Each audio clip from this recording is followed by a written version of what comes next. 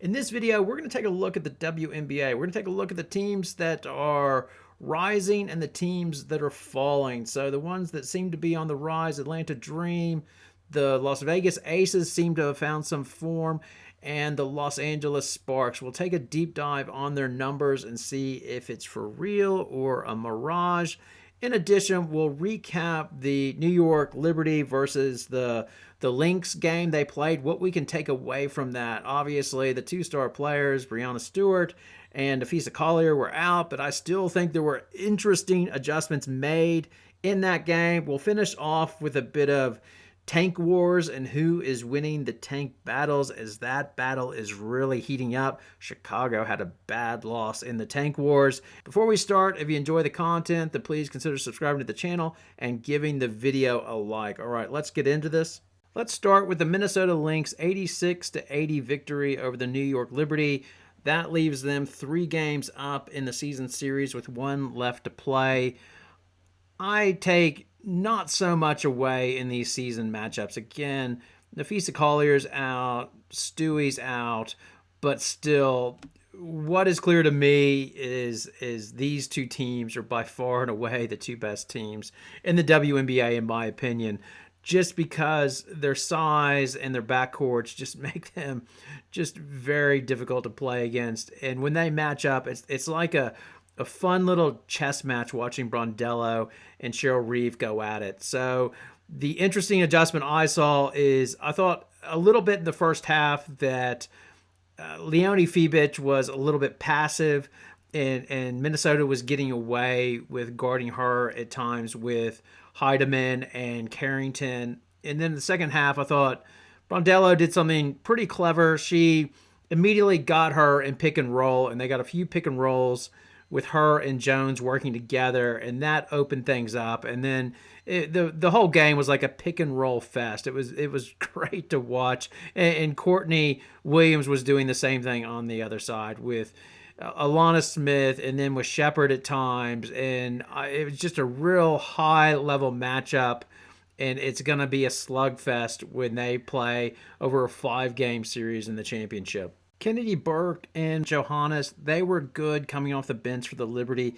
Johannes, when she is hot, she just needs a little bit of a sliver of a space, and she is deadly. She just looks so comfortable shooting off balance, and that was one of the games where she could do that, as she went 5 for 11, and yeah, she just needs that little bit of a space. I think the Lynx would be very happy with the trade they made for Carrington, as she's making Sabrina Ionescu's life very uncomfortable. Ionescu got going in the second half, but she just really has to work for everything, and Carrington does a good job. I expect New York to win the next game back in Brooklyn, but I look forward to watching that game, and I really look forward to seeing this in the finals. Now let's move on talking about the Atlanta Dream. With the loss of New York losing to the Minnesota Lynx, they moved down to 3rd with a record of 21-13, but it's very close. Atlanta's just edged ahead with a record of 21 wins and 12 losses. I don't think anybody's obviously catching the Lynx at 28-5. Now, give Dan Padover, the GM, credit. He previously helped build the Las Vegas Aces. He fired Tanisha right at the end of the year, and he sort of had to do that because he was running out of time, as they'd not made the playoffs in his GM tenureship. As well, he was one of the few GMs that was willing to have a press conference. He answered the questions, which were basically, I think we need to go in a different direction. I mean, that's what you have to say at those press conferences, but at least he had it much better than if you look at the Los Angeles Sparks and the Chicago Sky. They just released statements and weren't willing to take the tough questions. And then his hire has definitely worked out because he's gone outside the box. He took a look and said, we need to figure out a way to get our offense going. He looked around the college ranks, and then an unconventional hire. It had high potential to be a bust, but man, has it worked out with Carl Semesco, who's brought his high-flying college offense to the WNBA, and it just totally worked out. In terms of offense, they are scoring 108.9 points per 100 possessions, which is 2nd in the WNBA. In terms of defense, their defense is also picking up, as they're only giving up 101.1 points per 100 possessions, which is also 2nd in the WNBA. When they brought in free agent signings Jones and Brittany Griner, I was dumb enough to question that, saying, hey, why would you bring these slow plotters in when you're trying to be a run and gun offense? But it was so simple, and I should have seen it. But basically what they're sort of doing is just a really good inside-outside game. Reminds me of the old Houston Rockets with Hakeem Olajuwon. Yes, I'm dating myself. Throw it into Hakeem. If they double team, then kick it out, and you have an open three-point look. I mean, their offense is more dynamic than that. They do a lot of pick and rolls and movement and read and react, but it's pretty clever. If teams go small on them, then they can dump into Griner and Jones and punish them down low. Finishing off the season and going into the playoffs, they do have some questions, namely Jordan Canada. She was starting to play really, really well, finding some health, and then she goes down with a hamstring injury, unfortunately, versus Seattle. She was playing really well in that game. But luckily for them, they drafted well. Tahina Paopao fits perfect in their system. She's getting meaningful minutes. But come playoff time, they are going to want Jordan Canada running the show. Their starters are really good across the board. So Naz Hillman, she's plus 11.3. Alicia Gray, plus 10, who's having her incredible season with 18 points, 5.6 rebounds, shooting an effective field goal shooting percentage of 54%. She's 40% from three. Jordan Canada is plus 7.4, and then Brianna Jones is plus 1.7. The only starter that's negative is Ryan Howard. Will they be able to get Howard going as she comes back from injury? She still scores points like she always does, 16 points per game. But again, even with Semesco there, just the efficiency from the floor, she's shooting 36%, three-pointers 33%, which gives her an effective field goal shooting percentage of 45%. If they can get her going, then look out for Atlanta. And even if it does go well for Atlanta, here's a hypothetical for you. If Atlanta is able to hold on to the number 2 seed, if you're the number 6 seed, do you look to drop down to avoid the Liberty? I think I would, as Atlanta might be good, but I think once the Liberty are totally healthy, that is not a team that you want to see in the first round of the playoffs. But have your say on that in the comments below. Now let's move on to the risers. First, the Las Vegas Aces. They have won 6 straight since they got hammered by the Lynx, with notable wins over Seattle by 4 points, over the Liberty by 5 points, and then Phoenix just recently by 3 points. Nalissa Smith has played well, so maybe my criticism of that trade is unjust, as she's been plus 14, minus 1, and plus 9 in those notable games that I've mentioned. The other thing, you got to give Hammond credit for moving Jewel Lloyd to the bench, as that appears to be helping their bench play a little bit better.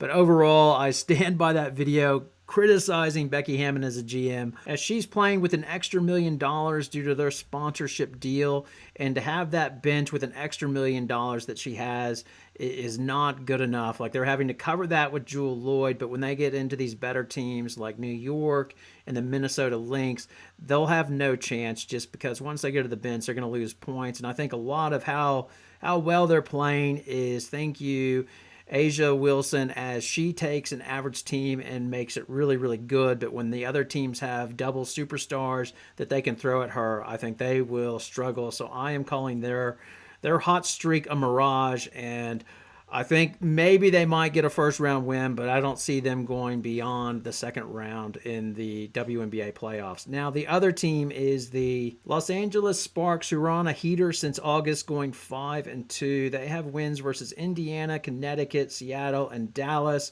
but they do have 2 losses versus Golden State and New York.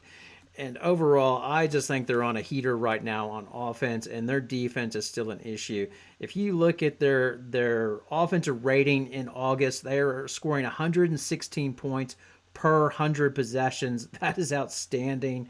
Their effective field goal shooting percentage is 52%, but their defense is still not good, as they're giving up 115 points per 100 possessions. And I think that shows up when they go against a good team like Golden State or New York that can play defense. That's where they are going to struggle. And those numbers bear out over the season as being a good offensive team that doesn't play good defense. So in offense for the season, they are 4th, scoring 108.5 points per 100 possession. On defense, they are 11 out of 13, giving up 111.1 points per 100 possessions. So they're worse things to be. They're a fun offensive team to watch. But in the last video, I asked what wins offense versus defense, and I do think Valkyries will probably make the playoffs. I'll probably eat it on this one, but I'm taking the Valkyrie with their defense holding up versus the LA Sparks, who were built on shooting the ball and scoring a lot of points to win games. Now let's take a look at who is falling. That is obviously the Seattle Storm. They were over until the other night when they got their win versus Atlanta. They were over for August, but they were, now, are they going that bad or are they just tough losses? Because they are very close. So they went down by 2 points to the Sparks, 4 points to the Fever, 4 points again to the Lynx, 4 points to the Aces, 3 points to the Sparks. I thought that was a bad loss. 10 points at home to Atlanta, and then they got the 2-point win they desperately needed against Atlanta that was played in Canada. In the 3-point loss to the Sparks, I thought it was a bad move by Quinn to have Dominique Malonga in on defense at the end. Why have the rookie out there? Why not have Izzy Magdeboard? During the game, Malonga gave good minutes and gave them points, but she's going to struggle a bit on defense, and I've said it when the season started. They have a window issue because they can tell Malonga's going to be good, which she will be, but they've got the oldest team in the WNBA, so they're trying to get a rookie experience with an older team whose window's right now, and it's just a weird mix, and you can tell that she's sitting on a hot seat. The other one is Diggin Smith. She has not played well in August. Prior to August, she was scoring 13 points on 43% shooting from the floor and shooting 36% from the three-point line. Since August, she's averaging 9 points per game, 33% from the floor, and 31% from three. Is she just wearing down? It'll be interesting to see if they will continue to collapse, or are these just tight, close, hard losses and they will get it back on track. And that leads me into the tank war. So right now, the Sparks are still in the lottery, just ahead of the Seattle Storm. The Sparks have a 16-17 record, and the Storm have a 17-17 record. The Storm are obviously keen for the Sparks to remain in the lottery, because if they are, then they would have the third best odds at 17% of getting the #1 draft pick. If they fall out, then the Storm would go into the lottery and have presumably one of the worst odds of getting the pick. So those two losses that the Storm suffered to the LA Sparks were not good on many levels for their playoff chances and for their lottery chances. Another team that had a bad lottery week was the Chicago Sky, as the Minnesota Lynx own the Sky's pick, but the Sky have the rights to the Connecticut Sun pick. That loss to the Sun on the road was a bad one. Once Ariel Atkins got thrown out of that game was pretty much over, as the Sky could not score and all they could do was turn over the ball. And with every loss, it looks better and better for the Minnesota Lynx, because they own the Chicago Skies, the swap rights to their pick, and that currently has a 25% chance of being the #1 pick, as they have the second best odds after Dallas.